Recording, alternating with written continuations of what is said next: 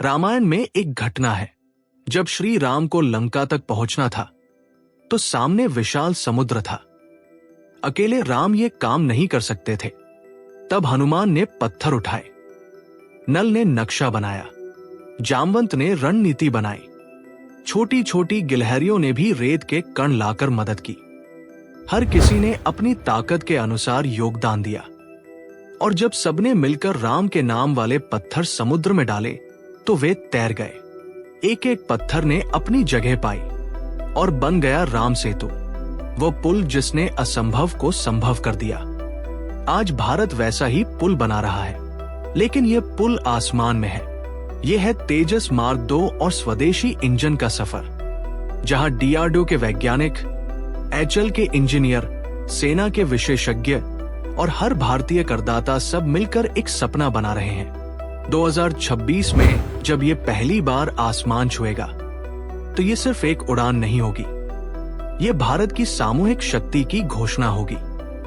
3 चीजें एक लड़ाकू विमान को शक्तिशाली बनाती हैं: डिजाइन, हथियार और इंजन। भारत के पास डिजाइन की समझ थी, हथियार बनाने की क्षमता भी, लेकिन एक चीज हमेशा अधूरी रही, अपना खुद का दिल।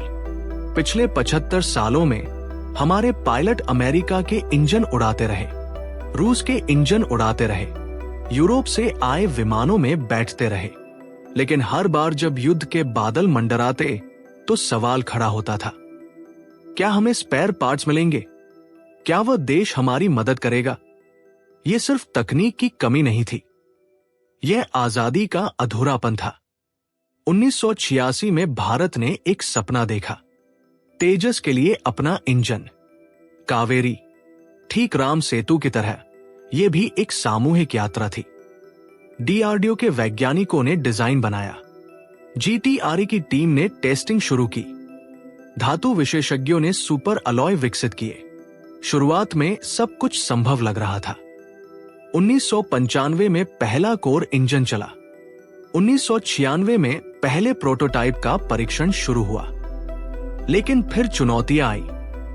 1998 में परमाणु परीक्षण के बाद अंतर्राष्ट्रीय प्रतिबंध लगे, जरूरी सामग्री नहीं मिली, विदेशी सहयोग बंद हो गया, टरबाइन के ब्लेड बार बार टूटने लगे, तापमान नियंत्रण में समस्याएं आई। 2008 में कावेरी को तेजस प्रोग्राम से अलग कर दिया गया, लेकिन यहां वो हुआ जो राम सेतु निर्माण में हुआ था। जब एक रास्ता बंद हुआ तो दूसरा खुल गया। बेंगलुरु की गुप्त लैब में काम रुका नहीं, सिंगल क्रिस्टल ब्लेड टेक्नोलॉजी पर शोध चलता रहा, हाई टेम्परेचर मेटल अलॉय बनाए गए। 2021 तक 3217 घंटे की टेस्टिंग हो चुकी थी। रूस में हाई एल्टीट्यूड टेस्ट भी हुए और अब 2026 में ड्राई कावेरी इंजन भारत के स्टेल्थ ड्रोन घातक को शक्ति देने के लिए तैयार है। ये पहला पत्थर है जो तैर गया। 2025 का अक्टूबर, हिंदुस्तान एरोनॉटिक्स ने घोषणा की कि तेजस मार्क 2 का प्रोटोटाइप तैयार हो रहा है, असली पार्ट्स जुड़ रहे हैं। 2026 की पहली तिमाही में पहली उड़ान होगी।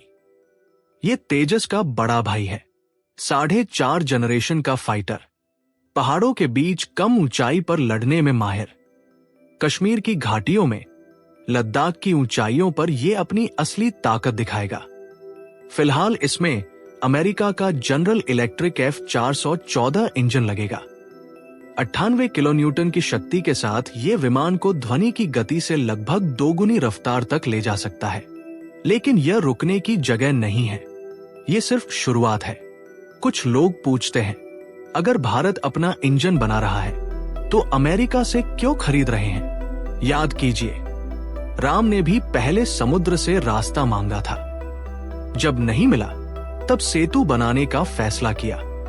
ये बुद्धिमत्ता थी, जिद्द नहीं।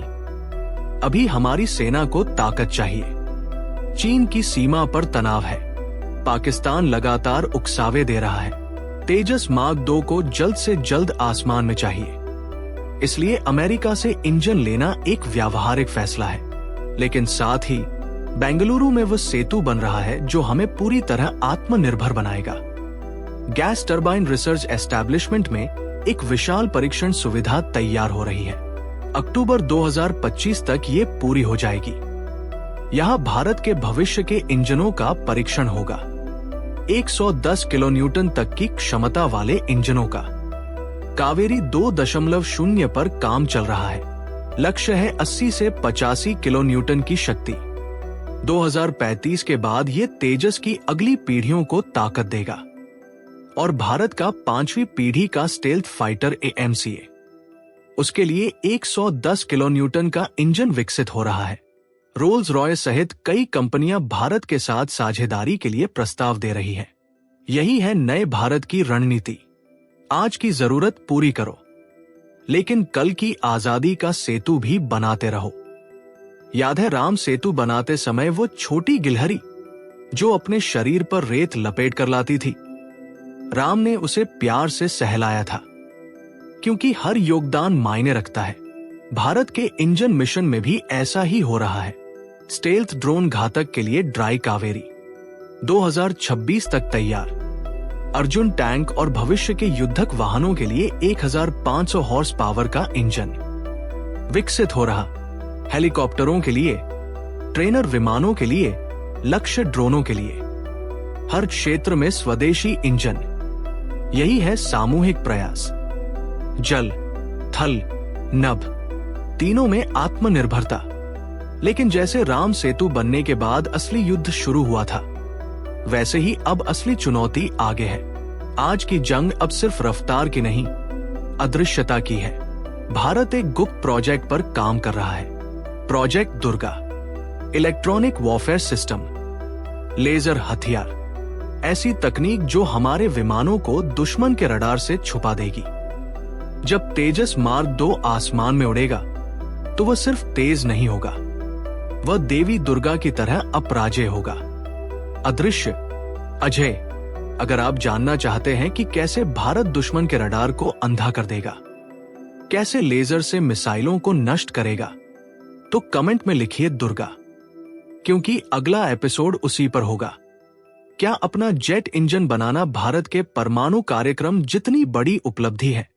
क्या ये सामूहिक प्रयास हमें 2035 तक दुनिया की टॉप 3 एरोस्पेस शक्ति बना देगा? अपनी राय कमेंट में जरूर बताइए। वीडियो को लाइक करें, शेयर करें, क्योंकि जैसे राम सेतु हर पत्थर से बना, ये भारत का सपना भी हर भारतीय के योगदान से पूरा होगा।